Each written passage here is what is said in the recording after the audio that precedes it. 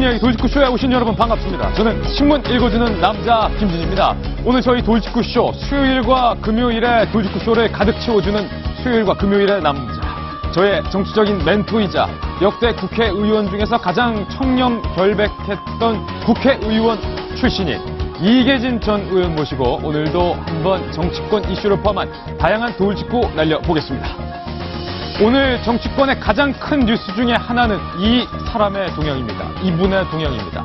박남매로 불렸던 박지원 전 대표가 오늘 탈당합니다. 그리고 이희호 여사를 방문해서 탈당 기자회견을 할 예정입니다. 지금 박지원 의원이 마침 도착을 했습니다. 생중계로 연결드리겠습니다. 들어보시죠. 비서실장인 박지원이 탈당하는 것은 참으로 만감이 교차합니다. 그래서 현충원 김대중 대통령님께 참배하고 여사님께 인사드려서 저희들이 앞으로 더 잘하겠다는 그런 각오의 말씀을 드리고 싶어서 왔습니다. 향후 거취에 대해서 여러 얘기가 오가고 있는 것 같은데요. 향후 교체는 이따 기자회견하고 발표하고 그래.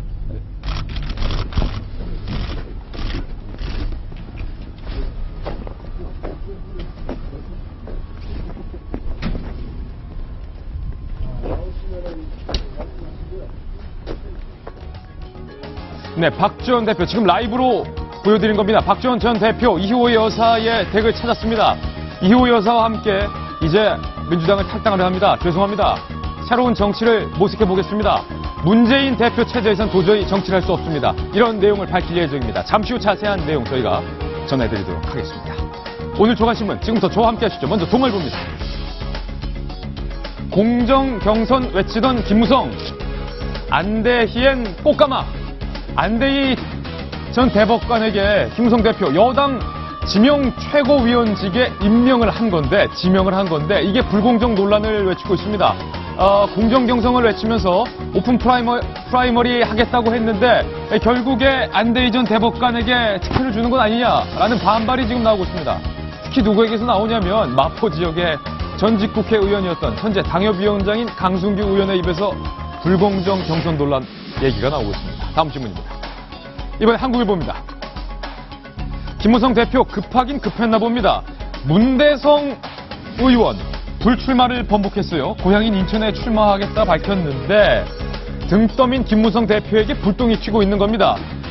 축구가 아니죠. 태권도 국가대표 문대성 의원 돌려차기가 아니라 김무성 의원이 돌려막기 했다. 비난 화살이 김 대표에게 쏟아지고 있습니다. 돌려차기가 아니라 돌려막기. 표현 좋지 않습니까? 다음 신문입니다. 이번에 조선일보입니다. 방금 박지원 전 대표가 이희호 여사의 댁을 방문하는 모습 생중계로 연결해드렸는데 박남매의 이별, 박지원은 나가고 박영선은 남고 한때는 박남매로 불리면서 운우위 간의 정을 과시했던 이 두 의원의 행보가 전혀 정반대로 갈리게 됐습니다. 박지원 전 대표가 탈당행을 예고했던 대로 선택을 했는데 과연 그의 향후 행보는 어디일까요? 국민의당일까요? 무소속일까요? 잠시 뒤 이야기 나눠봅니다. 다음 신문입니다. 이번에 경향신문입니다. 사회면인데요. 이거 검찰의 수사 관행 바꿔야 합니다. 검찰을 훈계한 이가 있었으니 그 사람이 피고인이라면 그리고 홍준표 지사라면 얘기는 달라지겠죠. 성황종 리스트 첫 공판에 나온 홍준표 경남지사 수사 관행 바꿔야 된다. 오히려 이 자리에서 검찰을 훈계하고 나섰습니다. 성완종 전 회장에게 1억여 원을 받았다는 혐의가 제기가 됐던 그 첫 재판인데 홍준표 지사 어떻게 검찰을 훈계했는지 저희 영상으로 잠시 후 전해드리겠습니다. 다음 신문입니다. 이번엔 한겨레 신문인데요. 돌리면 나옵니다. 한겨레 신문 2면입니다. 올해 첫 장병들의 징병검사, 아직 장병이 아니죠. 청년들의 징병검사 현장입니다. 요즘은요, 군대를 가고 싶어도 군대를 마음대로 못 가는 시대가 됐습니다. 경쟁률 10대 1이라는 경쟁률을 기록하기도 했다고 하는데 제 주변에는 군대 가기 위해서 군대를 사수했다 이런 사람도 나오고 있습니다. 어쨌든 군인이 되고자 지원하는 청년들의 모습 아름답습니다. 다음 신문입니다. 이번에 서울신문입니다.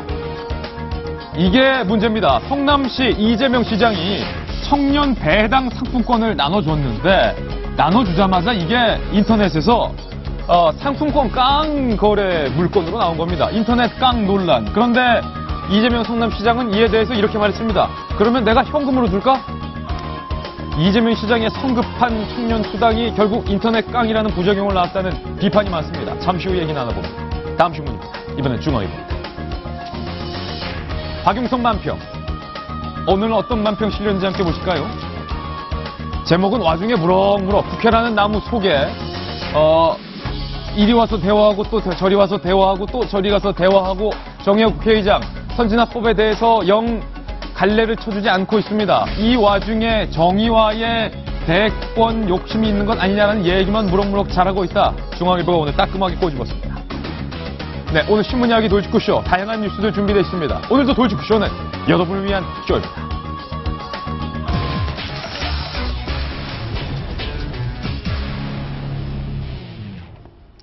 네, 오늘 저희가 준비한 돌직구 신문 한 이틀 전에 저희가 처음으로 선보였던 코너인데요. 이름하여 야심차게 준비했습니다. 돌직구쇼에서만 볼 수 있는 그 코너 야인 시대 준비했습니다. 이 노래, 그 유명했던 야인. 여기서 야인은 들판의 야, 조폭 깡패들이 아니라 야당의 야자입니다. 과연 야당의 야인 시대 3인방 주인공은 누구일지 첫 번째 주인공을 돌직구 신문을 통해서 만나보시죠. 나는 야인이 될 거야. 진짜 야인이 됐습니다. 조금 전에 저희가 생방송으로 박지원 전 대표가 탈당 의사를 이희호 여사에게 전하기 위해서 동교정 자책을 찾은 모습 생중계로 연결해드렸는데 첫 번째 오늘 야인시대의 주인공 바로 박지원 전 대표입니다. 박지원 전 대표의 모습 다시 한번 보시죠.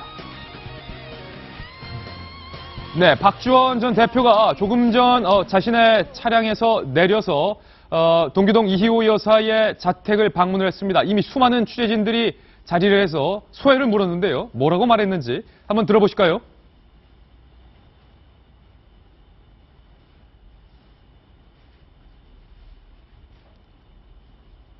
네, 박지원 전 대표. 지금 오디오가 작게 들리고 있는데요. 저희가 크게 잠시 후에 다시 한번 전해드리도록 하겠고요. 질문이 있는데 질문이 있다. 예. 이희호 여사를 방문해서 탈당 예정을 얘기했다가 만약에 이희호 여사가 그러지 마세요. 안 됩니다. 그러면 어떡하죠? 이희호 여사가 설마 안 된다고 그렇게 하겠습니까? 아니 만약 그러면 안 가는 건가? 난 그게 갑자기 궁금해지네요. 아마도 그래도 박지원 전 대표는 이 야인의 행을 결심하지 않을까라는 생각이 상황이 드는데 변했으니까. 박남매라는 말이 있습니다.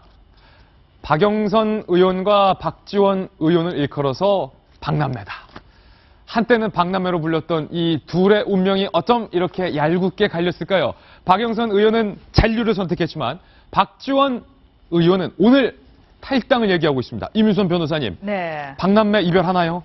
진짜 재밌는 표현이었어요, 조금 전에. 야인이 정말 야인이 되었습니다. 야인이 야인이 됐다. 네, 박남매라고 불렸죠? 예전에 제가 이름에도 신문기자 출신입니다. 예. 네, 항상 기억하고 있습니다. 예. 네. 어쨌든. 네, 박남매라고 불리게 된 게 이제 법사위에서 두 분이 워낙에 법사위에서 네. 왕성한 활동을 보이면서 쿵짝이 잘 맞으면서 박남매라고 불렸는데 참고로 박지원 의원도 우리가 박남매면은 새누리당에도 박남매가 있다라고 했죠. 이명박, 박근혜. 네, 박지원 의원이 그렇게 말했었군요. 네, 그런 적도 있었는데 아무튼요. 다시 네. 본론을 말씀을 드리면은 이렇게 박남매로 쿵짝이 잘 맞았던 분들이 이제는 본격적으로 정치적 행로를 완전히 달리하게 됐다. 예. 두 분이 최근에 정말 계속해서 또 언급이 됐던 게 분당의 주요 변수였기 때문에 언급이 됐었는데요. 박영선 의원은 우리가 어제 남는 박영선이라고 표현을 했듯이 이제 더민주를 지켜봐 달라. 그리고 더민주 내에서 열심히 할 생각이고 하면서 안 의원에 대해서도 응원의 목소리를 페이스북을 통해서 남겼습니다. 이제 아무래도 박 의원이 남게 된 데는 친노랑 사이가 안 좋은데 왜 남지라는 생각을 많이 했는데. 예, 박지원 대표 아니 박영선 의원이요. 예. 친노랑 사이가 안 좋은데 왜 남지 했는데 이거는 이제 김종인 선대위원 때문에 남는 것 아니냐라는 의견이 다수고요. 그럼 박지원 대표는요? 박지원 의원 같은 경우에는 탈당 의사를 계속해서 밝혔는데 결국엔 그 어디에서도 별로 반기는 모습을 보이지 않자 예. 무소속으로 총선에 출마한 예정이고 그러나 아. 야권 통합과 정권 교체를 위해 최선을 다하겠다라는 의지를 밝힘으로써 야권 통합을 위한 가교 역할을 할 의지를 계속해서 밝히고 있습니다. 아, 박지원 대표가 결국 무소속으로 출마하겠다 이렇게 밝혔군요. 네, 근데 참 착잡하실 텐데도 박 네. 의원님은 뭐 정치 9단이 아니라 거의 19단이잖아요. 정치 19단이다. 19단이잖아요. 예. 동교동 앞에서 딱 저 하얀색 밴에서 내리면서도 그 여유를 잃지 않는 모습, 여유를 잃지 않고 먼저 기자들을 향해서 악수를 내미는 모습. 예. 진짜 정치 19단의 그 여유답다 싶어요. 박지원 의원은 아무래도 자신감이 있을 것 같아요. 내가 무소속으로 나가더라도 이번에 국회의원 당선되는 데는 지장이 없다. 뭐 안철수, 문재인, 김종인 나를 반기지 않아? 그래. 나중에 나한테 찾아오는 일이 있을 것이다. 아마도 이런 자신감을 보이고 있을 것 같은데 윤태권 실장님, 정치구단 윤태권 실장님, 제 말이 맞습니까? 그렇죠. 박지원 의원은 예전에도 무소속으로 출마해가지고 복당을 해서 원내대표가 된 저력의 인물입니다. 예. 박지원 의원은 지금 이제 양당이 이제 도덕성 기준에 저촉되는 부분이 있기 때문에 당에 있을 경우에 본인이 오히려 약간 험한 꼴이 당할 수 있다. 그럼 나가가지고 개인기 그렇죠. 이제 나가서 오히려 개인기를 발휘를 해서 당선이 예. 되면은 어차피 총선 이후에는 지금 국민의당하고 더불어민주당이 다시 한번 어떤 재편 과정이 있을 것이다. 예. 그렇게 보는 사람들이 상당히 많거든요. 아니 그 험한 꼴을 당할 수 있다의 험한 꼴은 혹시 뭐 컷오프 20%에 소속이 돼서 공천도 못 받는 뭐 그런 겁니까? 그러니까 아니 의정 활동 워낙 잘하시기 때문에 예. 컷오프는 아닌 거고 저촉 규정이 있거든요. 예. 거기에는 이제 걸릴 수 있는 거죠. 그렇죠. 양당 다 그렇거든요. 근데 이제 앞서 말씀드린 대로 상당수의 이제 전문가들은 어차피 총선이 끝나고 나면 다시 한 번의 재편 과정이 있을 거다라고 보고 있어요. 그렇다면은 박지원 의원의 몸값은 그때 또 지금보다 한층 더 뛸 거거든요. 재패에서 한 축이 될 것으로. 그렇기 때문에 이분은 무소속 제3지대에 있으면서 예. 계속 예를 들어서 제가 볼 때 이럴 겁니다. 안철수 의원 쪽이 너무 힘들다고 생각하면 좀 예. 그쪽에 힘을 실어주고 또 오히려 이제 더불어민주당이 너무 힘들다고 생각하면 약간 힘을 실어주고 예. 그런 쪽에 이제 약간 균형을 킹보트네요. 맞추는 균형을 맞추는 전략을 취할 것 같아요. 예, 이기진 전 의원님, 네. 17, 18대 때 사실은 뭐 동료 의원으로서 박지원 의원을 원내에서 자주 뵀을 텐데 먼 거리에서만 봤어요. 먼 거리에서 봤다. 별로 친하지 않았군요. 네. 원거리. 예. 친하지 않았어요. 네, 서로 알긴 알지만은 서로 뭐 얘기할 얘기도 별로 없고 예, 같이 만나고 얘기하고 뭐 그런 적도 별로 없어요. 정치적 노선은 별로 같지 않았다. 예, 예. 박지원 대표의 무소속 선택 그리고 예. 탈당 이거 잘한 건가요? 근데 무소속으로 출마를 한다면 전 지금 설명을 들으면서 아 그런 깊은 뜻이 있는가 전혀 모르는 얘기인데 네, 만약에 무소속으로 나간다면 무소속으로 출마하겠다는 뜻 아닌가요? 그렇죠. 그러면 더민주당도 출마할 거 아닌가요? 예. 어느 구에? 거기에 또 안철수 신당 국민의당도 누구 출마할 거 아니에요? 3파전 되겠죠. 그러면 딱 저기 누구 한나라당 괜찮은 사람 한나라당이래. 새누리당. 한나라당은 예전에 계셨던 당. 전 그때였으니까. 예. 새누리당 누가 나가면 그거 괜찮겠네라는 생각이 그런 생각이 버뜩 든다. 예.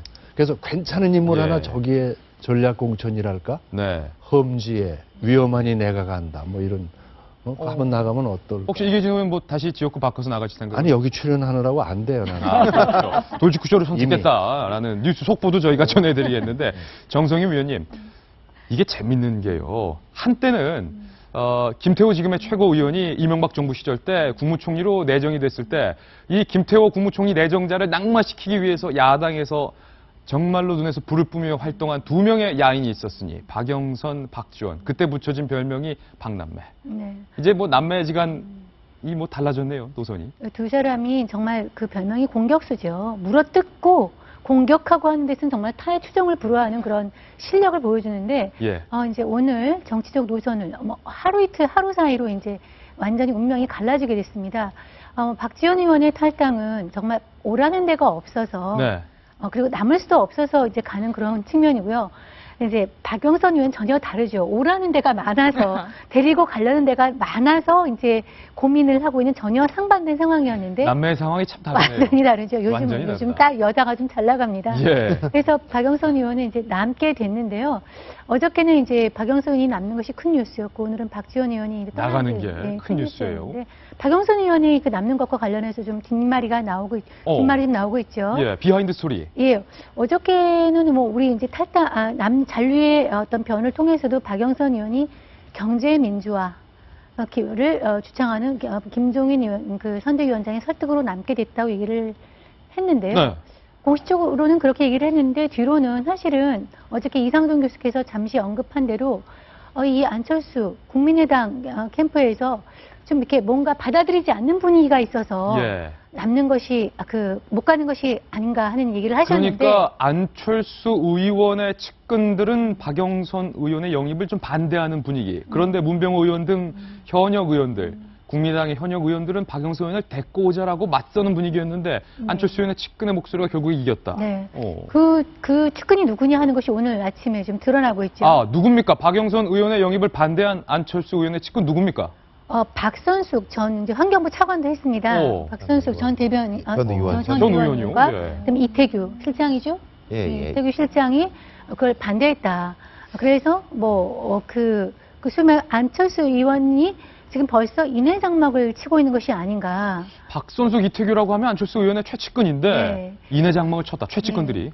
그래서 정확하게 박영선 의원은 그 중에서도 박선숙 전 의원 때문에 좀 가기가 어렵다라고 예. 얘기를 해서 제가 걱정하는 것은 박영선이 가고 안 가고보다 안철수 의원이 아직 갈 길이 먼데요. 앞으로 지금 원내 교섭단체 구성도 난항 아니겠습니까? 할 길이 먼데 벌써부터 측근에서 네.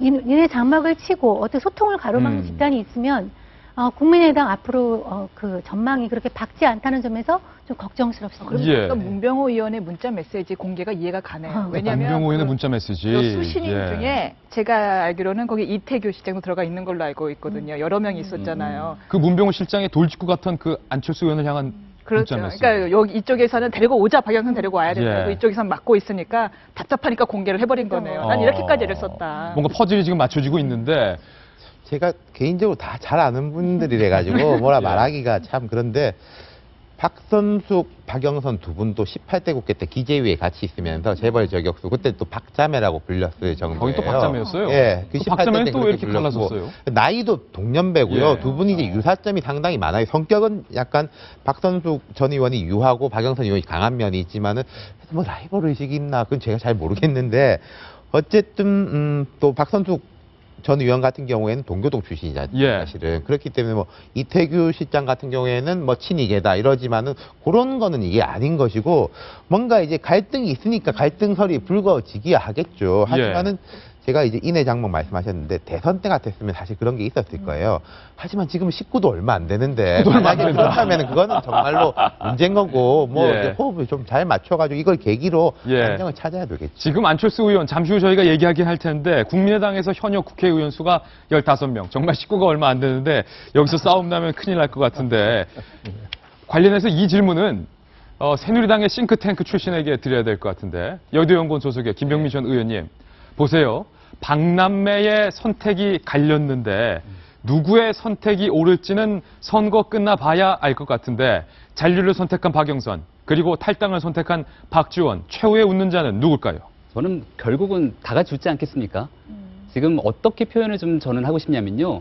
아파트 재건축이 좀 비유를 하고 싶어요. 아파트가 재건축하려면은 새 집을 짓기 위해서 잠깐 나가야 되잖아요. 지금 더민주의 형국이 새 집을 짓기 위해서 잠깐 나가는 거예요. 근데 나가갖고 지금 전세난 아닙니까? 전세 갈 데가 없으니까. 전세가 없다. 네, 엄마 아빠 나가서 여기 작은 방에 한 집 살고 또 아들 딸이 나가서 작은 집에 한 집 살다가 결국은 총선 끝나고 대선 앞두고 새 집 져놓고 다 모일 거거든요. 그러니까 서로 나가서 헤어지는 마당에 싫은 소리를 잘 안 하지 않습니까? 박영선 의원도 나가서 안철수 의원에 대해서도 크게 싫은 소리 하지 않고 서로가 서로를 굉장히 아끼는 분위기거든요. 아마 지금 새 집이 지어진 날만 학수고대하고 있는 형국이 아닌가라는 수가 있습니다. 새 집이 지어져서 다 같이 모이면 좋겠는데 또 일각에서는 새집 증후군이 이게 또 무섭거든요. 새집 증후군 없이 좀 잘 지냈으면 좋겠습니다. 오늘 저희 돌직구쇼에서만 볼 수 있는 야인시대 함께하고 계십니다. 첫 번째는 박지원 전 대표죠. 박지원 의원의 탈당 속보 전해드렸고요. 두 번째 야인시대의 주인공으로 넘어가겠습니다. 야인이 되기를 선택한 두 번째 인물, 과연 누구일까요? 두 번째 야인, 지금 바로 공개합니다. 아, 노래 좋아요.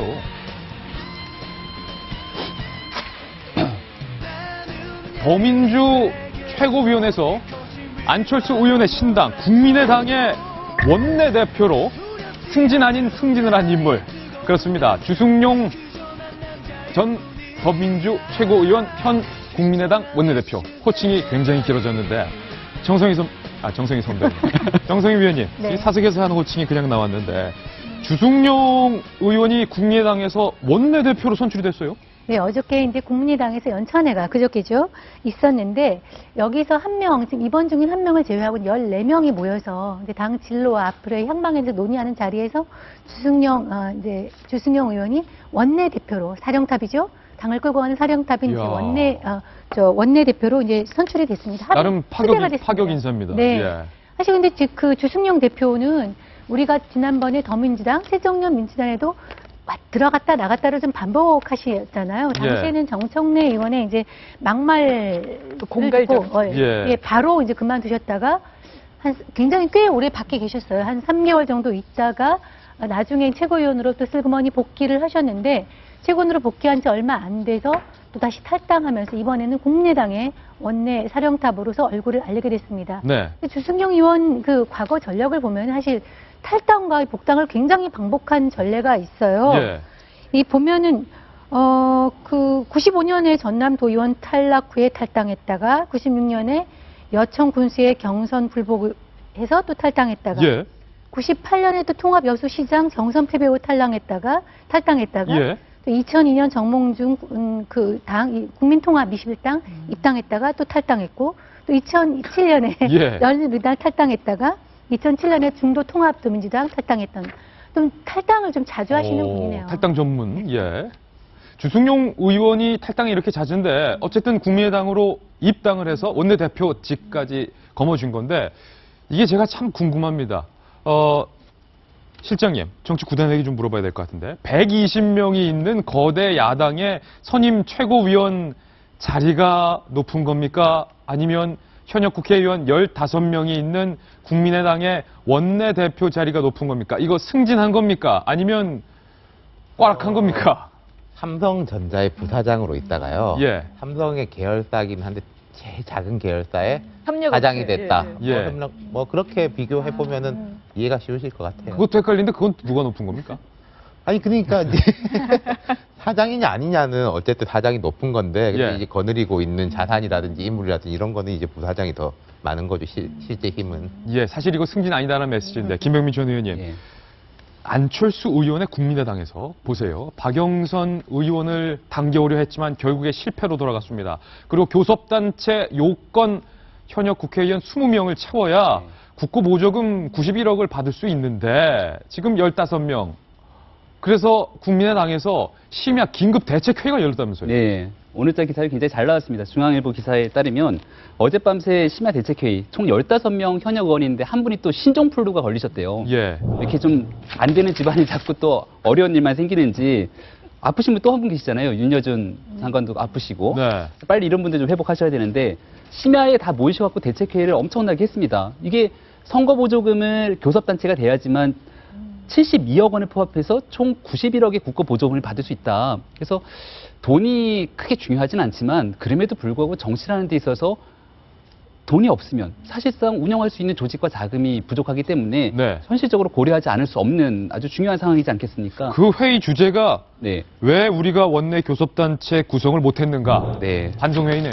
반성회의 겸 긴급 대책회의 겸 예. 그럼 이제 5명 당겨와야 되는데 더 이상 당겨올 사람들도 주춤하고 있는 상황에서 결국 회심의 카드를 내밀 수 있는 사람들이 딱 2분밖에 더 있으니까 박주선 의원이랑 예. 천정배 의원. 천정배 의원. 그러니까 이 두 분의 몸값이 갑자기 천정부지로 높아지는데 제가 천정배 요즘 의원의 몸값이 예. 천정부지로 높아졌다. 제가 요즘 부동산에 관심을 갖고 집 때문에 자꾸 부동산에 비유를 하자면 네.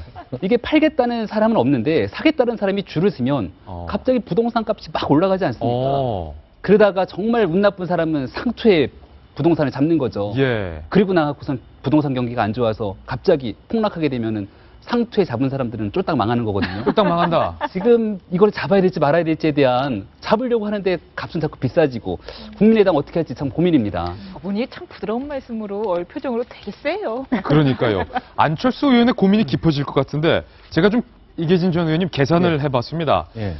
현재 15명인 상태에서 국고 보조금이 주어지는 금액이 30억. 15명으로는 30억밖에 주어지지 않는데 여기에 현역 국회의원 5명만 어디서 데리고 온다면 이게 99억, 91억이 주어지는 건데 그러면 의원 5명 한 명당 어림잡아서 12억 정도가 지금 되는 건데 안철수 의원 고민할 수밖에 없겠네요. 예. 근데 전 아까 그 박선숙 전 뭐죠? 의원. 전 의원. 그분이 이제 그 박영선 의원 오는 거를 막은 걸로 돼 있잖아요. 이게 공공연히 지금 다 알려진 것 같아요. 예. 그걸 보면서 정말 얼마 안 되는 식구에 지금 뭔가 좀 당겨와야 되는데 그 말이 딱 맞군요. 어떤 말이요? 결국 여성이 여성을 지원하고 응원하고 동료의식을 갖는 게 아니라 여성은 여성을 막는다. 여자의 적은 여자다. 여자다. 뭐 사람이 많다면은 그거 막아도 표도 안 날지 모르겠는데 15명밖에 없어서. 얼마 안 되는 식구에서 예. 그것도 여성의 심리로 막았다면은 안철수 의원이 시작한 국민의당 예. 만날 어려울 것 같아요. 예. 잠깐 여기서 저는 의의 있습니다. 예. 아니 그럼 박지원 의원 막은 사람들은 다 남자인데 그럼 남자의 적은 남자인가요? 아 그렇게 되나? 윤태호 시장님 제 계산이 맞습니까? 네. 30억, 91억. 차이가 한 61억. 그거를 5명 몫으로 나눴더니 한 사람당 12억. 그러니까 만약에 천정배 의원을 당겨온다면 천정배 의원의 가치는 최소 12억이다. 그러니까 이게 돈 이상의 무형적 가치도 커요. 더 있습니까? 그러니까 과거에 이제 보면 자민련이 이렇게 저렇게 공동 여당인 시절에 이렇게 저렇게 해가지고 17명밖에 못 채우니까 그 당시에 이제 여당인 이제 국민회의에서 법을 바꾸려고 하다 한나라당이 안 받아줬습니다. 나온 게 의원 꿔주기까지 네. 의원 나왔었거든요. 그게 왜 그렇게 중요하냐면은 방금 이제 말씀하신 돈도 돈이지만은 국회에 이제 전반적으로 뭐 사무실 공간이라든지 그리고 상임위마다 이제 전문위원이 교섭단체로 배정되고 그것뿐만 아니라 모든 상임위에서는 교섭단체 간사들끼리 협의를 하게 돼 있거든요. 예. 이건 뭐 50명, 100명 기준이 아니라 딱 20명 기준입니다. 그러면은 이제 뭐 본회의 스케줄을 어떻게 할 것인지 각 상임위에서 어떻게 할 것인지에 대해서 항상 제3당으로서 캐스팅 보트를 행사할 수 있는 겁니다. 19명은 그건 못하고 20명은 할 수 있는 거거든요. 그러니까 돈도 중요하고 돈 이상의 이런 무형적 가치도 있다. 그렇기 때문에 교섭단체 의미는 아주 상당하죠. 그러니까 비상대책회의가 심야에 열릴 수밖에 없었는데 동교동 원로들이요. 예. 안철수 의원. 이러다가 호남 지지율 다 빠지면 자네 큰일 나. 화를 냈다는데 그거 맞습니까? 아, 그럼요. 왜냐하면 안철수 의원이 국민의당을 창당하게 된, 결심하게 된 가장 대표적인 계기가 바로 호남에서의 문재인 대표의 지지율이 한 자릿대가 나왔을 때 아니겠습니까? 예. 물론 새 정치도 좋지만 그렇다라고 해서 정치적인 안정적인 호남이라고 하는 정치적 기반이 없었으면 안철수 의원의 국민의당도 없는 겁니다. 근데 그 호남 지지율이 빠졌다 올랐다가 아니라 지속적으로 빠지고 있거든요. 예. 여기에 반전 포인트가 없게 된다면 큰일 난다. 그렇기 때문에 저는 여기에서 바로 그 무리수가 조금 나온 게 김종인 의원이라고 해야 되나요? 김종인 박사에 대한 그 우리 전두환 정권의 발언, 이게 의도적으로 계획된 게 아니냐라는 생각이 들어요. 예. 호남의 지지율을 결국은 갖고 오려면 더민주의 지지율을 당겨와야 되는데 결국 호남의 상징이라고 하는 광주에서 전두환 전 대통령이 갖고 있는 상징적 의미는 엄청나게 크지 않겠습니까? 예. 그런 민심을 자극하기 위해서 무리수인 줄 알면서도 자꾸 국보의 논란을 재점화시키는 게 아닌가 예. 이런 생각도 좀 저는 듭니다. 정성희 위원님, 더불어민주당을 탈당했던 동교동계 원로들이 실명 말할게요. 권노갑 상임 고문하고 정대철 상임 고문이 안철수 의원을 찾아왔어요. 이렇게 말했습니다. 빨리 반전의 계기를 만들지 못하면 당이 어려워진다. 시간이 별로 없다. 라면서 화를 낸 것으로 알려지고 있고 그 자리에서 고성도 나왔다. 그러니까 우리가 어제 또 봤지만 그 국민의당 지지율이 호남에서 지금 엄청나게 그 상승하고 있었는데 지금 그 오차범위 내에서 더민주에 살짝 뒤졌어요. 예. 그건 또 조금 이제 그 며칠 지난 여론조사 결과지만 지금 조사하면 아마 제 생각으로는 더 꺼졌을 것 같은 생각이 들어요. 네. 그리고 오늘 우리가 박지원 의원이 탈당을 하지만 박지원 의원과 함께 동반 탈당 예상됐던 김영록, 이윤석, 박혜자, 이계우 의원, 박지원 의원 빼고 4명이네요. 4명이면은 아까 15명에다 4명이면 19명인데 예. 탈당하지 않는 걸로. 아, 탈당 않기로 했습니까? 예, 아하. 않는 걸로 정리가 됐습니다. 그래서 지금 상당히 어려워졌어요, 국민의당이. 예. 우리가 지난번에 얘기한 대로 박영선 의원의 탈당이 수도권이 무너지는 그 마지노선이라고 했는데 마지노에서 그 박영선이 막은 거예요. 예. 그러니까 국민의당으로서는 의원들을 데려오기가 굉장히 힘들어졌고 그런 상황에서 그 위기감을 느끼는 그 동계 원로 그룹들이 안철수 의원을 닥달하는 거는 지금 나올 수밖에 없는 거고요. 예. 안철수 의원 제가 알기로 국민의당 지금 상당히 사람을 영입하기 위해서 접촉을 하고 있는데 사실 아까 얘기한 대로도 인력과 조직과 그 다음에 총선이 얼마 안 남은 시간과 이런 것이 모두 다 국민의당 신당 편이 아니에요. 예. 접촉은 하고 있지만 쉽지 않고 아까 얘기한 대로 그 안철수 의원이 좀 박선숙 의원이 박영선 의원과 관계가 나빠서 이렇다기보다는 제가 지적하고자 하는 것은 안철수 의원이 당을 끌고 가려면 폭넓게 사람들을 해야 되는데 본인의 성격상 어떤 한 사람의 얘기를 듣고 쏠리게 된다면 앞으로 사람 인물 영입에 있어서 좀 어렵지 않나 제가 예. 지적한 것은 그 포인트죠. 아까 김병민 전 의원이 부동산 값 오르는 사람 한 명 있다라고 하면서 천정배 의원의 이야기를 꺼냈습니다. 어제까지 더불어민주당과 국민의 신당 사이에서 러브콜을 받았던 인물이 박영선 의원이었다면 박영선 의원은 박남매 잔류하기로 했으니까 오늘 이 양당 사이에서 러브콜을 새롭게 받고 있는 사람은 바로 천정배 의원이 아닐 수가 없습니다. 그런데 정치라는 게 참 미묘합니다. 이 미묘한 타이밍에 하필 오늘 천정배 의원이 정동영 전 상임고문을 만날 예정입니다. 그런데 정동영 전 상임고문은 안철수 의원의 국민의당으로부터 강한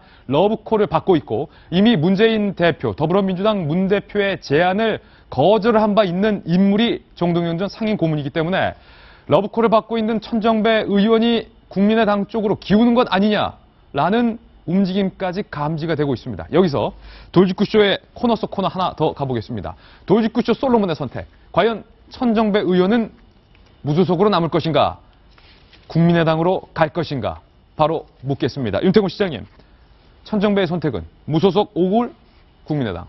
정말 고민이 많은 걸로 알아요. 그래서 저는 좀 시점을 늦출 것 같아요. 정동영 전 의원하고 이제 만난 것도 이제 덩치를 키우는 자원이고, 근데 이게 야권에서 지금 재밌는 게요. 진입 장벽이 다 낮아져 버렸습니다. 예를 들어서 정동영 전 장관 같은 경우에도 어느 당으로든 복당하기가 쉽지 않은 상황이었지 않습니까? 탈당을 해가지고 민주당 후보하고 맞서고 그랬기 때문에. 그런데 문재인 그 대표가 이미 찾아가가지고 같이 하자라고 해서 시감자만 한 박스 받아가지고 왔지 않습니까? 예. 그럼 말하자면은 감자만 그때 받았다. 이제 문재인 대표에 대해 가지고 사면이 된 거예요. 그러니까 이분이 이제 어느 대를 선택하든지 간에 양쪽 다 부담이 없어지는 것이고, 예. 뭐 예를 들어서 이제 뭐 김종인, 윤여준 이런 분들이 전력 농란이 있지만은 너 이렇잖아 그러면 너네도 그렇잖아라고 돼 있기 때문에 예. 이제 예컨대 정운찬 전 총리도 어느 쪽을 가든지 간에 그런 전력 논란은 더 예. 나올 겁니다. 아, 그건 이제 좀 다른 이야기고, 그러니까 천정배 의원은 제가 오늘 아침에도 그런 이야기를 들었거든요. 광주 쪽에서 막 연락이 오더라고요. 예. 뭐 고민이 많다. 아까 말씀하신 이계호, 박혜자 의원은 자기 지역구에 어제 바로 긴급 여론조사를 돌렸대요. 자, 결과는 말씀 안 드리겠는데 그런 식으로 고민이 되게 많은 상황인데 결론은 모르겠다요. 아니 근데 이게 1, 2, 3으로 해보겠습니다. 확률이 낮은 쪽으로 문재인 대표한테 갈 가능성은 제일 낮고, 그건 일단 차치하고. 그러니까 낮고, 그 다음이 이제 아예 이제 제3지대 박지원 의원처럼 있을 가능성하고 국민의당에 갈 가능성은 거의 비슷한 것 같습니다. 비슷하다. 쭉 길게 들었는데 결론은 반반이었는데 괜히 물어봤습니다. 농담입니다. 이기진 전 의원님. 예. 천정배 의원의 정치력, 그리고 지금 러브콜을 받고 있는 그 상황들, 그리고 정동영 고문을 만나는 것들을 고려했을 때 무슨 질문인지 대충 짐작하겠는데요. 그 질문 다 듣고 얘기하는 것보다 그냥 얘기하는 게 나을 것 같아요. 예. 어디 쪽입니까? 국민의 삶을 이끌고 국가를 경영해야 되는 일을 해야 되는 사람들이 과거에 이렇게 문란한 적이 있었습니까? 이렇게 복잡하고 이건 무슨 개 모임 같지 않아요? 계모입니다.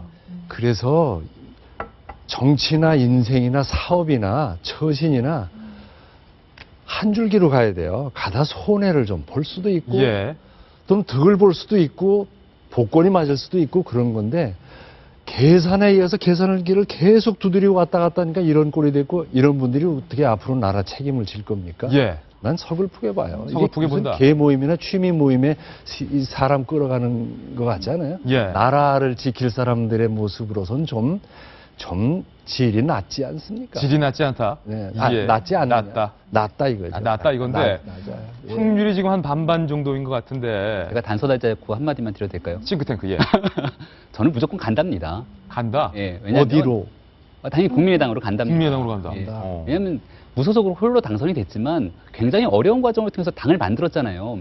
당을 만들었는데 그 당에 대한 지지율이 극히 저조하게 머물고 있고 사실 천정배 의원 개인적으로 제가 봤을 때 훌륭하신 분 맞는데요. 훌륭함에도 불구하고 국민적 지지도가 인지도가 너무 낮기 때문에 지금 천정배 의원이 선택할 수 있는 길이 없습니다. 근데 네. 여기서 몸값을 높이려고 자꾸 끌다가 만약에 정말 매수자 입장에서 안 사 그래버리면 나중에 큰일 나는 거예요. 큰일 난다. 얼른 가셔야 됩니다. 예. 야인 시대 함께하고 계십니다. 바로 세 번째 야인으로 이동하겠습니다. 세 번째 야인 누굴까요?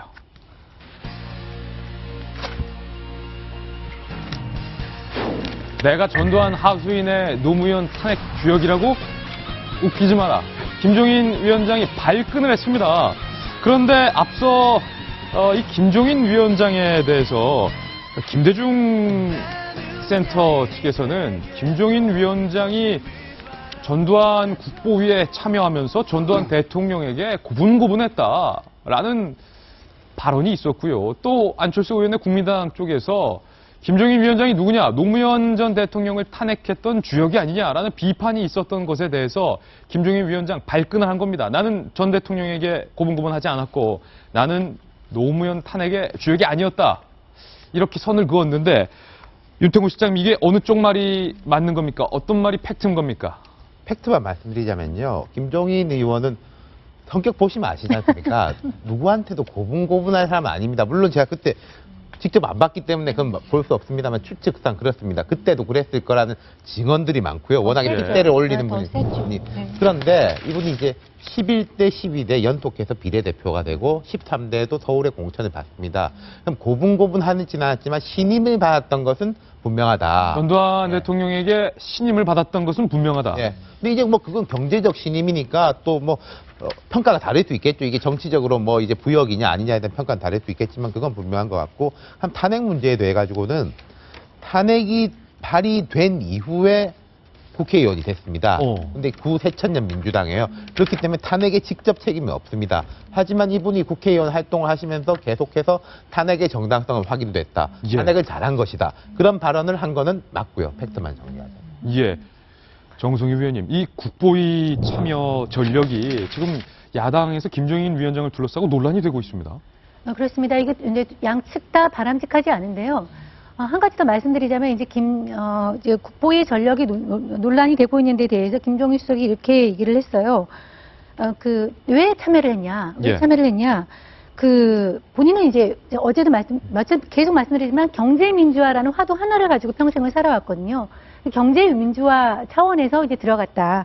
좀 더 구체적으로 얘기하면 부가가치세 문제를 얘기했는데, 예. 당시 당시 국보위가 부가가치세를 폐지하려고 했는데, 도와라고 얘기하는데 나는 그걸 막으려고 들어갔다. 그걸 폐지하는 걸 방지하는 생각에서 들어갔다. 그래서 이제 그의 재무분과위원으로 참여를 한 것이다. 그래서 그 말은 맞는데 부가가치세 10%죠. 예. 부가가치세는 정말 제가 개인적인 평가로는 우리나라가 굉장히 잘 도입한 것이거든요. 부가가치세가. 그래서 그거를 폐지하는 거를 막기 위해 들어간 거는 잘한 것이다. 저는 그렇게 생각을 하고 이제 논란의 핵심은 이렇게 국민의당에서 위원장 김종인 위원장의 과거사 논란을 가지고 이렇게 논란이 되는 것은 굉장히 그 당 전 차원의 발전을 위해서 바람직하지 않고 그것이 아마 호남에서 지지율이 빠지는 하나의 계기가 되고 있는데 이거 내부적으로 빨리 정리를 할 필요가 있다고 봅니다. 예, 야인 시대 숨가쁘게 움직이고 있는 야인들의 이야기 전해드렸습니다. 이번에는 야당을 봤으니 여당을 한번 살펴보겠습니다. 다음 돌직구 신문입니다. 김무성 대표식의 전략공천이 아니냐라는 비판이 나오고 있는데 왜냐하면 김 대표가 본격적으로 인재를 영입했다 혹은 선거 전략을 가동했다라는 분석이 나오고 있는 인물 중에 하나가 땡겨온 조경태 의원 그리고 안대희 전 대법관에게는 지명직 최고위원의 자리를 덜컥 준 거고 불출마 선언을 했던 문대성 의원에게 인천에 출마하라라고 강하게 추천을 한 겁니다. 김무성식 전략이 나온 것 아니냐 직접 들어보시죠. 안대희 전 대법관을 지명직 최고위원으로 지명키로 했습니다. 문대성 의원께서 불출마를 선언했는데 고향인 인천에서 출마할 것을 권유해서 그렇게 하기로 했습니다. 원 고향이 남동군가 너무 아까운 인물이기 때문에 계속 출마해서 체육발전에 이바지하라는 권유를 받았습니다. 무슨 차장? 야풍? 야풍이 지금 불고 있습니까? 마지막 기자의 질문이 참으로 예리했는데 조경태 의원의 입당으로 야풍이 잠잠해질 것이라고 보십니까? 라고 묻자 김무성 대표가 웃으면서 처음 듣는 척. 야풍, 무슨 풍? 야풍이 불고 있습니까? 국민들은 다 아는데 김 대표님은 모르시는 것 같은데 이민선 변호사님. 네. 그런데 조경태, 안대희, 문대성 이 세 명의 이제 선거 전략을 김무성 대표께서 발표를 하셨는데 오늘 조간신문들의 평가가 김무성식 전략 공천이다. 좀 비판적인 까닭은 뭡니까?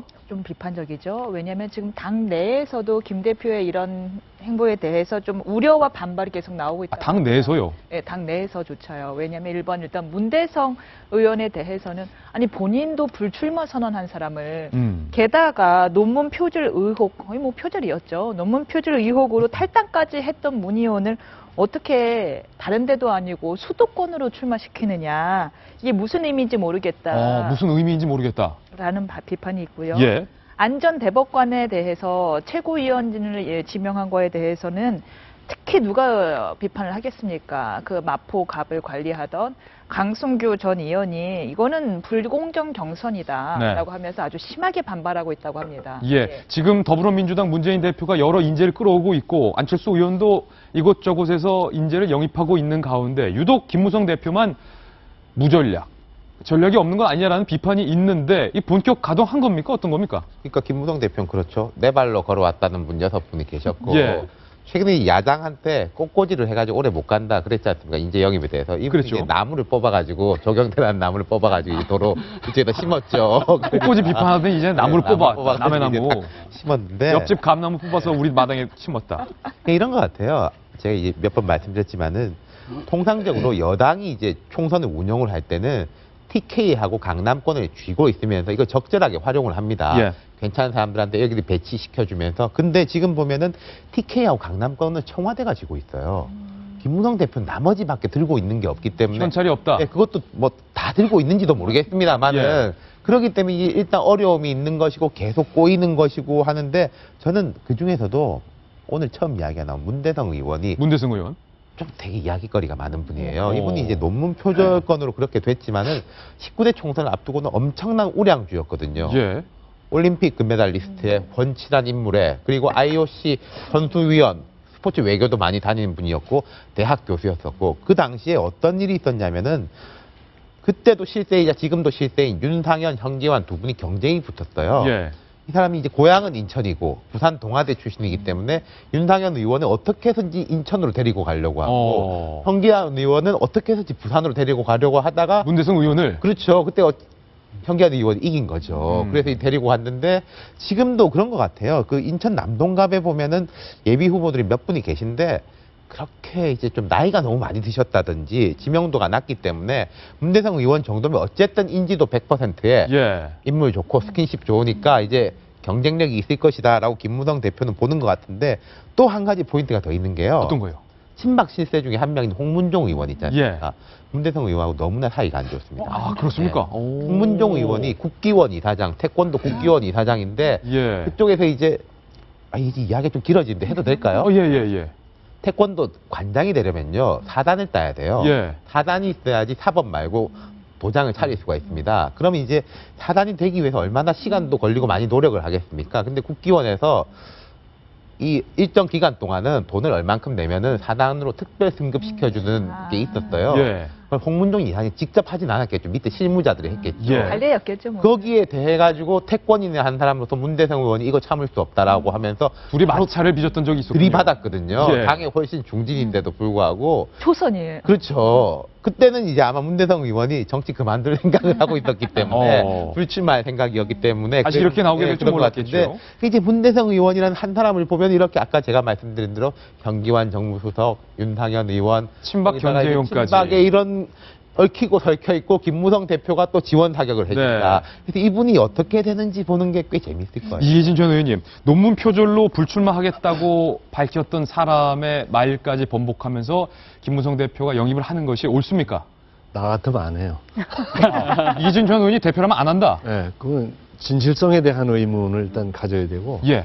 오래전에 불출마 선언도 아니고 얼마 전에 불출마 선언을 했으면 본인도 그래. 불출마 선언까지 해놓고 저쪽으로 땡긴다고 가는 거. 그럼 그 사람 말을 어떻게 밀겠습니까? 난 정치는 실수로 한 말이라도 거기에 책임을 져야 돼. 일정 부분은 책임을 져야 된다고 생각하는데 그냥 뭐 안 한다고 해도 다시 하고 하는 것을 너무 밥 먹듯 하니까 예. 정말 이 사회는 신뢰라는 건 없어지는 거예요. 신뢰가 없어진다. 없던 걸로 하자는 게 너무 많잖아요. 예. 문서로 써놓고도 아니라는 거 아니겠어요? 예. 그런 사람들이 정치를 한다? 이건 정말 왜 저랬을까? 나 같으면 그거 안 데려갑니다. 아무리 우수하고 당선될 가능성이 커도 그래서는 안 된다고 생각합니다. 그래서는 안 된다. 네. 저기 이기준 전 의원님 말씀에 너무 동감하고요. 그러니까 이제 정치라는 게 자기가 정치인이 되는 것은 권력을 갖는다는 사익의 추구잖아요. 근데 우리가 정치를 해서 우리 바라는 것은 정치인들이 공익에 기여하고 정의를 실현해주고 하는 그 기대감을 가지고 하는 것이잖아요. 근데 오늘 뭐 꼭 여당뿐만 아니라 야권의 모든 뭐 탈당을 하느냐 남느냐는 모든 것에 자기 자신의 개인의 이익이 있지. 우리 전 의원이 말한 대로 정말 정치를 왜 하는가에 대한 그다음에 이것이 국민에게 어떤 이익이 되는가에 대한 그 고민과 이런 성찰이 없어요. 예. 지금 문대성 의원 같은 경우도 불출마했으면 본인이 접었던 거잖아요. 그런데 이게 좀 인천으로 옮겨가면 좀 게임이 되기고 자기가 당선 가능성이 높아 보니까 금방 뒤집고서 한다? 또 그걸 알고서 김무성 대표가 데려온다? 이것은 정치 도의적으로도 그렇지만 하여튼 이 모든 게임에 자기 개인의 사익 말고 권력 투쟁 말고 국민이 있느냐를 좀 짚어봤으면 좋겠어요. 근데 그런 것이 안 보이고 안대희 전 대법관도 마찬가지인데요. 김무성 대표 그래서 트레이드 마크가 공천권을 국민에게 돌려주자는 거 아니겠습니까? 네. 근데 이런 식으로 다른 당에서 국회의원 하나 데려오고 그다음에 전 대법관에다가 지명직 최고위원 그 꽃감 하나 태워가지고 마포에다가 놓고 또 출마 안 하겠다는 사람 데려오는 거 전략 이렇게 되니까 이것이 상향식 공천이냐 결국 전략 공천 아니냐 하는 비판이 나오는 거를 감내를 해야죠. 김병민 전 의원께 제가 곤란한 질문 하나 드리겠습니다. 미리 양해를 지금 구하는데 아무래도 새누리당의 싱크테스 소속이시니까 이런 문제가 제기될 때마다 곤란하실 텐데 질문하는 기자 입장에서는 재밌습니다만 김무성 대표가 전략 공천은 없다 선언했습니다. 내가 당 대표의 권한을 이용해서 꽂아내는 건 없다. 야당을 향해서 그 꽃꽂이도 아니고 뭐냐라고 말했는데 안대희 전 대법관을 지명직 최고위원으로 꽂은 것과 불출마하겠다던 문대성 의원을 인천에 꽂은 것은 앞서 말했던 것과 조금은 다르지 않느냐? 두 가지를 하나씩 나눠서 설명을 좀 드리겠습니다. 일단은 안대희 전 대법관의 얘기는 저는 조금 긍정적으로 평가할 면이 있다 생각합니다. 모든 이 동전의 양면처럼 긍정적인 면과 부정적인 면이 같이 공존하기 때문에 안대희 전 대법관 같은 경우가 줄 수 있는 메시지는 아마 오세훈 전 시장과 극명하게 대비되는 모습을 좀 보여주고 싶었을 거예요. 예. 어찌됐든 오세훈 전 시장은 종로에서 험지 출마라고 했지만 본인이 마이웨이를 걸었고요. 안대희 전 대법관은 본인이 나갈 수 있는 지역을 포기하고 당의 입장에 따라서 마포에 왔기 때문에 거기에 대해서 배려해 줄 수 있는 본인의 메시지를 좀 전달했다는 측면에 긍정적인 의미가 있을 수도 있다 생각이 되고요. 문대성 의원은 저는 정말 이런 얘기 하고 싶진 않지만 동전의 양면 중에 어떤 면도 긍정적인 면을 찾기가 어렵다라고 좀 혹평을 하고 싶습니다. 왜냐하면 뭐 여러 얘기들이 다 맞는데요. 그 중에서도 저는 가장 좀 드리고 싶은 얘기가 약간 비유를 좀 하자면 우리가 동창회 같은 데 가면은 막 우스갯소리를 이런 얘기를 하죠. 국적은 바꿀 수 있어도 야, 학적은 못 바꾸지 않냐라고 얘기를 하는데 요즘 돌아가는 얘기를 보면 당적은 뭐 쉽게 바꾸는 것 같아요. 예. 하지만 현역 정치인이요. 당적은 10분 양보해서 당적은 바꿀 수 있다 치더라도 그 지역 국민들이 뽑아준 지역을 어떻게 바꿉니까? 예. 문대성 의원 같은 경우는 올해 6월까지 부산에서 지역 주민이 뽑아준 지역구 의원이에요. 현역 의원이다. 만약에 인천으로 가고 싶으시면은 지금 의원직 사퇴하시면 돼요. 사퇴하시고 나서 네. 새 출발하겠다고 몸 가뿐하게 하고 인천에 출마하시면 거기까지는 오케이라고 저는 생각합니다. 예. 하지만 6월까지 자기가 본인이 지역구가 부산인데 내 지역구 의원을 갖고 나는 가서 인천 가갖고 명함 주고 뛴다? 이거는 정치도 이상 도저히 용납할 수 없는 일이라고 생각합니다. 김병민 전 의원 네. 싱크탱크 여의도연구원 소속인데 저 당적 안 바꿉니다. 이 소신 발언해도 괜찮겠어요? 이 정도를 제가 새누리당에서 늘 이런 얘기를 하는데요. 스펙트럼이 굉장히 넓은 정당이라는 생각이 듭니다. 이런 정도의 비판도 받아들이지 못한다라면 새누리당이 대한민국 여당으로서의 의미가 있겠습니까? 윤태경 씨는 지금 당내에서 그러니까요. 문대성 의원에 대한 지금 혹독한 평가가 나왔어요. 제가 지금 사실은 강하게 새누리당을 공격하려고 했는데 셀프로 이렇게 딱 디스를 하시니까 야당이 할 말이 없어요. 약간 할 말이 없어지는데 예. 이런 점은 지적하고 싶어요. 흔히 이제 당청 관계라고 하지 않습니까? 그럼 이제 당하고 청와대가 양대축이죠. 이 양대축이 이제 서로 보완도 하고 한쪽이 이제 기울 때는 한쪽이 힘을 보태주기도 하고 한쪽이 좀 잘못할 때는 한쪽이 바로 잡아야 되는데 지금 이 당청 관계의 본질적인 문제가 뭐냐면 아까 제가 이제 강남하고 TK를 청와대가 쥐고 있다라고 말씀드렸으니까 예. 청와대 입장에서 김무성 대표가 이렇게 하는 게 좀 마음에 안 들 거예요. 이게 좀 잘하지라고 싶을 건데 그 말할 염치가 없는 거죠. 나는 이제 TK에서 어제 저희가 했지 않습니까? 뭐 6인 진박 어벤져스 이런 걸 청와대가 이러고 있으니까 너 똑바로 해라라고 말할 수가 없는 없죠. 거고 또 이 당에서는 청와대가 그렇게 하는 것에 대해 가지고 그럼 나라도 잘해야 되겠다가 아니라 저기는 저기대로 실속 차리니까 나라도 실속 나도 차려야 되겠다 이런 식으로 시너지 효과가 아니라 역시너지 효과가 나타나고 있다. 좀 한쪽이라도 정신을 차려야 돼요. 지금 여당도 야당도 상황은 매 한 가지인 것 같은데 선거가 무엇인지 국회의원 배지 한 번 더 다는 게 뭔지 그 부분에 대해서 할 얘기가 있는데 이 부분이요? 국회 그렇게 욕하잖아요. 국회의원 놈들 무슨 뭐 그러면서도 전 국민이 국회의원 하고 싶은 것 같아요. 나는 체면이라는 게 있다고 생각하는데 예를 들어서 대통령 후보에 나갔던 사람이 어떻게 국회의원 선거에 또 나갑니까? 나는 그거조차도 이상하게 생각해요. 예. 어느 정권에서 장관 정도로 했으면 그 장관으로 평생을 끝내고 아름답게 살다 끝내야 돼요. 네. 대법관을 하다가 어떻게 가서 시장에 가서 이러고 뭐 이럽니까? 그건 거기서 끝내야 멋지죠. 명예롭게. 아내가 하는 마트에서 아내를 도와주는 그분 누구죠? 김능흠 대법관님. 그런 분이 아름다운 예. 거죠. 어떻게 지금 꽤 높은 자리를 하고 그 아래자리 할 자리 나중에는 어디 뭐 시의원 또 나가려고 그럴 거 아니겠어요? 나는 그 사람이 살아온 일생에 그 가치를 정말 아름답고 생각한다면은 그걸로 끝까지 가야 된다고 생각합니다. 예. 진짜 멋있는 말씀 많이 하시는 것 같아요. 오늘 도직구가 지금 영원히 여기 낭만합니다. 이곳저곳으로 지금 나오고 있습니다. 물직구에 네. 야당과 여당 이야기 저희가 넓게 한번 짚어봤습니다. 이번에는 사회면의 기사로 넘어가 보겠습니다. 분명히 면은 사회면인데 인물은 정치인입니다. 다음 돌직구 신문입니다. 검찰을 훈계한 피고인 법정에서 또 벌학하셨네요. 버럭 홍준표라는 별명도 나오고 있는데 거두절미하고 영상 직접 보겠습니다. 일을 오래 하다 보니까 이런 참소도 당하는구나 그런 생각이 듭니다. 저 돈 받은 혐의 아직도 부인하십니까? 그건 아주 불쾌한 질문. 그런 질문은 하지 마세요. 받은 일이 없고 성완종이도 잘 몰라요. 회의한 적 있으십니까? 그런 일이 없어요. 첫 재판이 열렸어요. 성완종 전 의원에게 1억여 원을 받았다라는 혐의로 돈 전달자가 같이 법정에 서서 내가 준 거 맞다라고 인정을 했는 상황인데 홍준표 지사가 일단은 기자들에게 버럭을 했는데 재판장에 들어가서 내용이 궁금한데 임순 변호사님 재판장이 들어가서는 보통 피의자 신분이면 좀 이렇게 겸손하게 이렇게 말씀을 하셨죠? 피고인들은 대부분 이렇게 양쪽에 이렇게 손을 모으고 예. 뭐 이제 최대한 반성하는 듯한 모습을 보이는데 누굽니까? 우리 홍준표 지사, 우리 예. 버럭준표가 그러실 리가 없죠. 안 그랬습니까? 네, 일단 내용부터 말씀을 드리자면요. 일단 내용은 뭐 취지를 공소 사실을 모두 다 부인을 했습니다.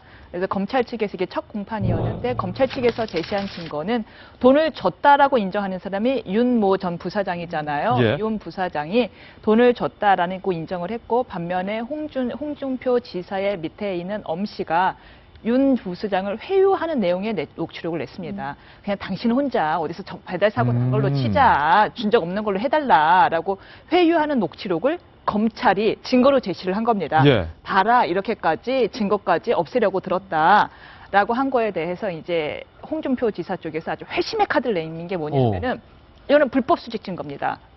이것은 녹취는 당사자 간의 녹취는 불법이 아닙니다. 그거를 이용해서 검찰이 윤 전 부사장을 회유해서 그런 불법 녹취를 한 것이기 때문에 증거로서의 가치가 없습니다라는 예. 핵심의 카드를 냈다라는 거고요. 예. 이거는 공판 내용이고 반면에 또 우리가 또 주목을 끄는 부분은 홍준표 지사의 그 공판에 임하는 태도가 또 한번 화제가 됐습니다. 예. 먼저 들어갈 때부터 저렇게 그런 질문은 하지도 마세요 하면서 여기자한테 버럭하는 모습을 보이죠. 아니 그럼 그거 질문 안 할 거면 기자가 거기 왜 가 있겠습니까? 그거 질문 안 할 거면 기자가 거기 왜 가 있냐? 저 요즘 뭐 건강이 어떠신가요? 이거 물으려고 간 거 아니잖아요. 골프는 잘 치시나요? 네, 뭐 그렇죠. 예. 그 다음에 들어가서도 껌을 씻고 있더랍니다. 껌을요? 피고인석에 앉아서 껌을 씻고 있더라. 그래서 기자들이 하도 황당해서 혹시 약을 드신 거 아닙니까? 라고 했더니 아니다. 보좌관도 껌이 맞더라. 라고 했더랍니다. 그 다음은 이제 검찰의 얘기를 듣다 말고 피고인이 벌떡 일어나서 예. 검찰 이런 식의 수사 관행은 문제가 있습니다. 검찰의 수사 체계를 완전히 따라 고쳐야 합니다.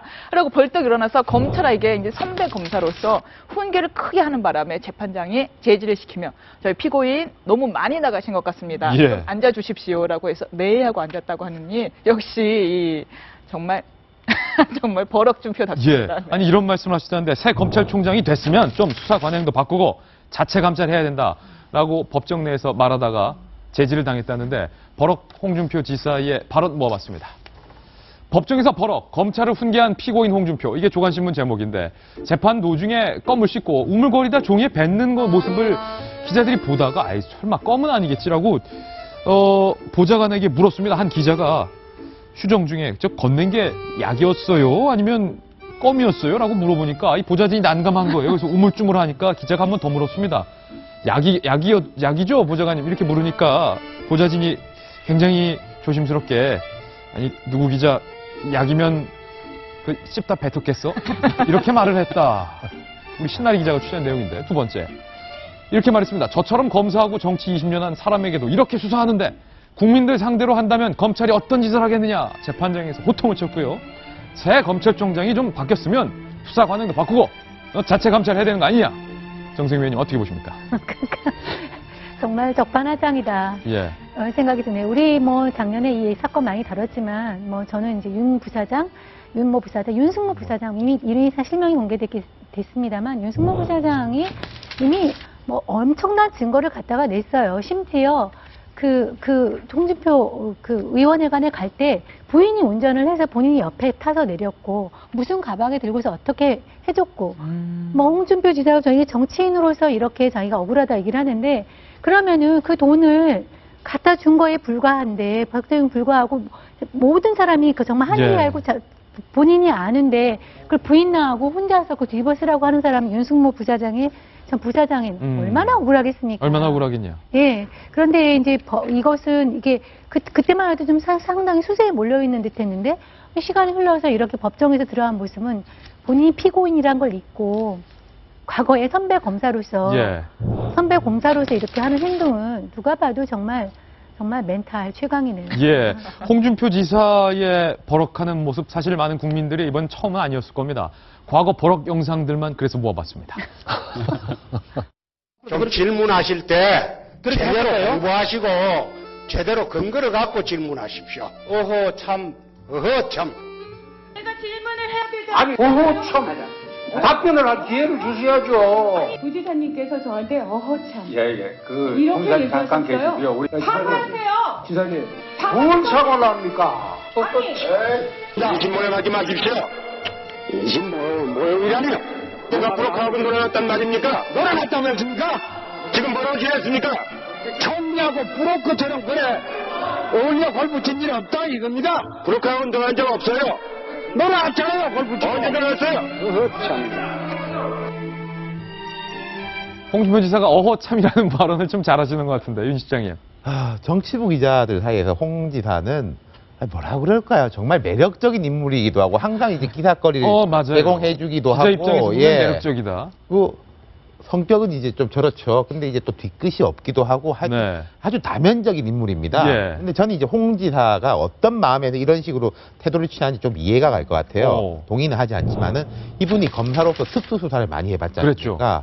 뭐 정권에 이게 명운을 가릴 만한 수사를 많이 해봤기 때문에 그 특수수사가 어떤 정치적 성격을 띠고 있고 어떤 정치적인 영향을 받는 일을 너무나 잘 아는 분입니다. 그럼 이제 홍준표 지사 입장에 생각할 때는 지금 이제 기억도 잘 안 나는 성완종 리스트에 이름이 적혀 있는 사람은 전부 다 무혐의였습니다. 근데 그 중에서 이제 비박계인 이완구 전 총리하고 본인만 빼도 박도 못하게 이제 걸려가지고 그 리스트에 이름 적혀 있는 사람들은 다 활동 잘하고 있고 잘 살고 있는데 2명만 대통령하고 안 친하다고 평가받는 2명만 이렇게 걸려있기 때문에 본인은 제가 뭐 돈 받았는지 안 받았는지는 모르겠습니다만은 그 부분에 대해서 엄청나게 불공정하다고 억울하다는 생각을 거예요. 하고 있을 거예요. 수박 의원들은 다 무혐의 났는데 비박인 우리 둘만 왜 이래? 막 이렇게 생각한다 이거죠. 그렇죠. 그게 이제 첫 번째고 그다음 두 번째는 본인 스타일이 잘 드러나는 건데 근데 저는 요 두 번째 발언이 있지 않습니까? 이거는 좀 괜찮게 느껴져요. 이완구 총리도 그런 말 했던데 총리까지 지낸 나한테까지 검찰이 이럴 정도면이라고 말했던데 그래서 저는 좀 높으신 분들이 검찰에 가가지고 한번 체험 수사 같은 걸 받아보면은 체험 수사? 죄지어가지고 수사받을 수는 없으니까 좀 나아지지 않을까 그런 생각을 했어요. 검찰이 좀 강압적인 수사도 사실이니까 그렇죠. 이계진 전 의원님 어떻게 봐야 됩니까?